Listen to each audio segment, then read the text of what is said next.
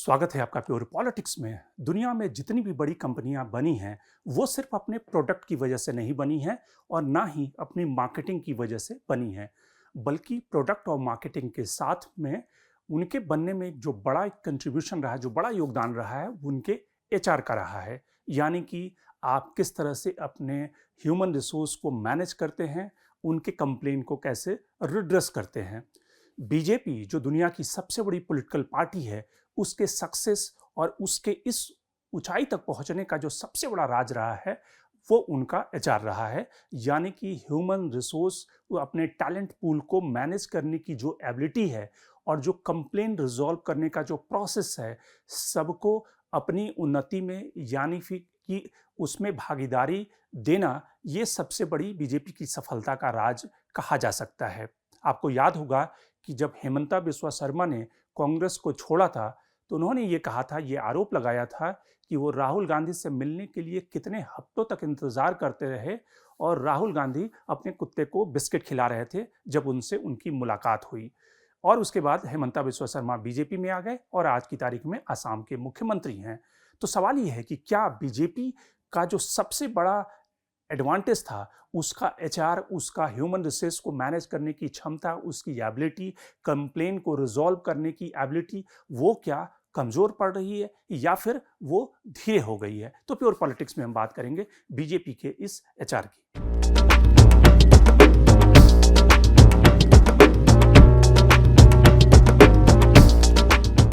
आप उत्तर से दक्षिण तक बीजेपी के राज्यों में देखें, मसलन उदाहरण के तौर पे झारखंड का ले लेते हैं। झारखंड में विधानसभा चुनाव हुए 4 महीने हो गए, लेकिन 4 महीनों में बीजेपी वहां पर विपक्ष का नेता कौन होगा, यानी कि असेंबली में बीजेपी का नेता कौन होगा? क्या बाबूलाल मरांडी ही रहेंगे, चंपई सोरेन वहां पे बनेंगे, या फिर वहां पे कोई और नया विपक्ष का नेता बीजेपी अपनी असेंबली में बनाएगी? बीजेपी अब तक 4 महीनों में फैसला नहीं कर पाई है और इस बीच में बजट सेशन जो झारखंड का है वो शुरू हो गया है बिना बीजेपी के नेता के। वैसे ही आप दूसरे राज्यों में देखें, आप देखें कि जिन राज्यों में पिछले 1 साल से प्रॉब्लम चल रही है, जहां पर बीजेपी के जो लीडर हैं, जो रेबल ग्रुप है, वो बीजेपी को लगातार क्रिटिसाइज कर रहा है, उसकी फंक्शनिंग को क्रिटिसाइज कर रहा है। मसलन उदाहरण के तौर पे राजस्थान, किरोड़ी लाल मीणा पिछले 1 साल से, जब से वो मंत्री बने हैं, उसके 6 महीने के अंदर उन्होंने इस्तीफा दे दिया था। यानी कि मई के महीने में उन्होंने इस्तीफा दिया इस आधार पे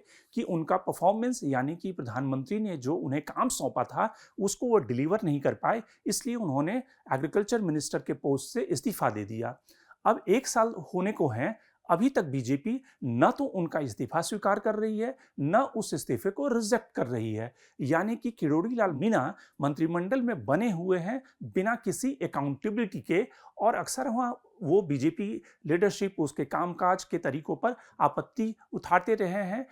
एक तरह से क्वेश्चन करते रहे हैं। यहाँ तक कि जिस तरह से पेपर लीक का इशू हुआ और उसके बाद जिस तरह से किरोड़ी लाल मीणा की ये मांग थी कि जो रिक्रूटमेंट हुए हैं एसआई एग्जाम के बाद, उन सबको कैंसिल किया जाए, लेकिन राज्य सरकार ने ऐसा नहीं किया। एक जीओएम बनाई गई थी, उसके बाद भी नहीं किया। किरोड़ी लाल मीणा ने सरकार के इस फैसले पर सवाल उठाया। उसी तरह से आप दूसरे राज्यों में लेके, जैसे कि हरियाणा में अनिल विज जो इस समय मंत्री हैं, वो लगातार एक तरह से छींटाकशी करते रहे। यहाँ तक कि उन्होंने मुख्यमंत्री सैनी के ऊपर भी उन्होंने आक्रमण किया और उन्हें उड़न खटोले का मुख्यमंत्री बताया। उसी तरह से वो दूसरे फैसलों पर भी उंगली उठाते रहे। उन्होंने जो स्टेट प्रेसिडेंट बडोली साहब हैं, उनका तो इस्तीफा ही मांग लिया कि किस तरह से वो एक रेप के चार्जेस में फंसे थे, और अनिल विज ने उनका इस्तीफा मांग लिया। लेकिन बीजेपी हाईकमान पिछले 6 महीने, 8 महीने, साल भर से इन सारे घटनाओं पे एक तरह से आंख मूंद कर बैठा है। उन्हें कोई शोकॉज नोटिस या फिर डिसिप्लिनरी एक्शन का नोटिस नहीं दिया गया। अभी थोड़े दिन पहले बीजेपी हाईकमान अलर्ट हुआ और उन्हें लगा कि सर से पानी ऊपर बह चुका है, इसलिए 3 नेताओं को शोकॉज नोटिस दिया गया, यानी कि कारण बताओ नोटिस दिया गया, जिसमें अनिल विज, किरोड़ी लाल मीणा और खास करके कर्नाटक के यत्नाल हैं, जो कि लगातार येदियुरप्पा के खिलाफ पहले और अब उनके बेटे विजेंद्रा के खिलाफ लगातार उन्होंने मोर्चा थामा हुआ है। आप याद करें कि पिछले कुछ सालों में, जिस तरह से 2014 में जब प्रधानमंत्री नरेंद्र मोदी दिल्ली की गद्दी पर आए, उसके बाद बीजेपी किस तरह से फैसला लेती रही है। आपको याद होगा कि एक दिन पहले विजय रूपाणी जो गुजरात के मुख्यमंत्री थे, उन्हें दिल्ली बुलाया गया और उसके बाद अगले दिन उन्हें मुख्यमंत्री के पद से हटा दिया गया और भूपेंद्र पटेल नए मुख्यमंत्री चुने गए। येदियुरप्पा जो उस समय कर्नाटक के मुख्यमंत्री थे, उन्हें हटाने में बीजेपी हाईकमान ने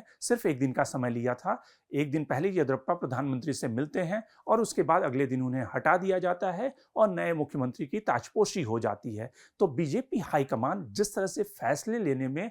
एक्टिव था या फिर उसकी तेजी थी, जो पेस था, वो कहीं ना कहीं वो डिसीजन मेकिंग में slower decision making BJP high command पिछले कुछ दिनों में दिख रहा है। आप याद करें कि मणिपुर के मुख्यमंत्री को हटाने में, यानी कि वीरेंद्र सिंह को हटाने में बीजेपी हाईकमान को 2 साल लग गए। तमाम सिविल ऑर्गेनाइजेशन, तमाम विपक्षी दल संसद में हंगामा करते रहे कि किस तरह से मणिपुर में जो वायलेंस हुआ है उसके लिए वीरेंद्र सिंह को हटाया जाए, लेकिन बीजेपी हाईकमान ने वीरेंद्र सिंह को नहीं हटाया। और जब विधानसभा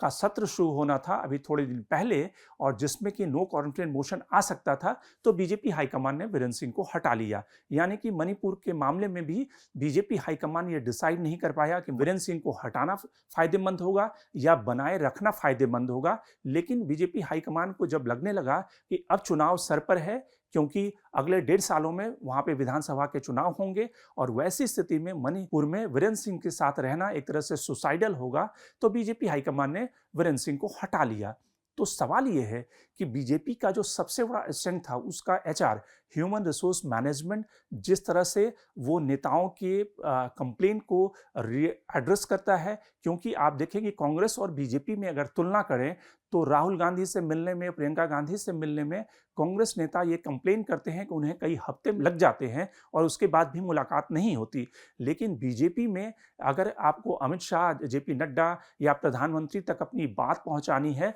तो बीजेपी का कोई भी नेता, आप देखें कि संसद के सत्र में प्रधानमंत्री लगातार तमाम ऐसे नेताओं से, सांसदों से मिलते रहे हैं, यानी कि उनका दरवाजा हमेशा खुला रहता है। उसी तरह से अमित शाह या जेपी नड्डा हो, उनके दरवाजे हमेशा खुले रहते हैं और नेताओं को उनके हिसाब से लगातार उनके करियर में जिस तरह से वो एडजस्ट, उन्हें यानी कि पावर शेयरिंग में जो मौका मिलना चाहिए, बीजेपी उन्हें पावर शेयरिंग में मौका देती रही है, उनके कंप्लेन को रिड्रेसल यानी कि उन्हें एड्रेस करती रही है। ये सबसे बड़ा कारण रहा है कि बीजेपी आज इस मुकाम पे है कि दुनिया की सबसे बड़ी पार्टी और 22 राज्यों में बीजेपी और एनडीए की सरकारें हैं। लेकिन पिछले कुछ दिनों में, पिछले कुछ महीनों में या फिर कहें पिछले कुछ सालों में बीजेपी जिस तरह से उनका जो एचआर सुस्त पड़ गया है, यानी कि जिस तरह से उन्हें कंप्लेन को रिड्रेसल करना चाहिए, जिस एक्टिवली उन्हें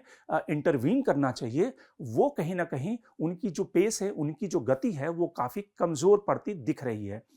वैसे तो बीजेपी के बारे में ये कहा जाता है कि बीजेपी इलेक्शन से ज़्यादा, इतनी ज़्यादा ऑब्सेस्ड है कि प्रधानमंत्री नरेंद्र मोदी और बीजेपी का जो पूरा कोर लीडरशिप है, वो सिर्फ चुनाव जीतने के बारे में सोचता है और चुनाव जीतने के लिए काम करता है। आप उसके उदाहरण के तौर पर देख सकते हैं कि BJP national president JP Nadda का जो चुनाव है वो जनवरी से लेकर मार्च में खिसक गया है, क्योंकि पूरी जो बीजेपी है वो महाराष्ट्र से लेकर बिहार तक की जो बीजेपी है वो दिल्ली के विधानसभा चुनाव में व्यस्त थी। आप किसी भी यूपी या बिहार या महाराष्ट्र के नेता से पूछ लें कि वहाँ पे ऑर्गेनाइजेशन का चुनाव, जो संगठन का चुनाव होना था, जो कि नेशनल प्रेसिडेंट के चुनाव होने के लिए अनिवार्य शर्तें हैं कि कम से कम 50% स्टेट प्रेसिडेंट का चुनाव हो जाना चाहिए था, वो इस समय नहीं हो पाया है, क्योंकि ज़्यादातर राज्यों की जो बीजेपी इकाई थी वो दिल्ली के चुनाव में व्यस्त थी। तो यानी कि बीजेपी का जो चुनाव से जो ऑब्सेशन है या फिर चुनाव जीतने का जो किलिंग इंस्टिंक्ट है,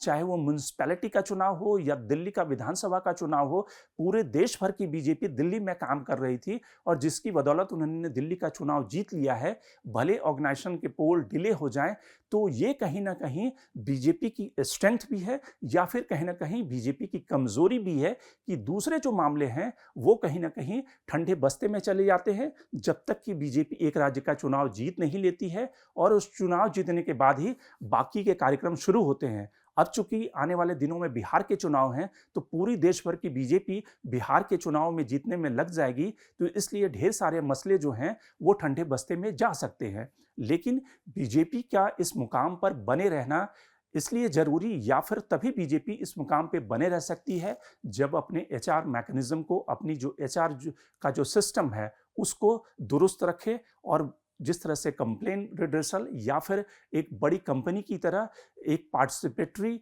तरीके से उनको ग्रोथ की अपॉर्चुनिटी दे, तभी बीजेपी इस मुकाम पे बने रह सकती है। Shankar Animesh the print. लेकिन आप हमारे यूट्यूब चैनल को सब्सक्राइब करना ना भूलें। अपने कमेंट्स, अपने रिएक्शन लगातार हमें भेजते रहें।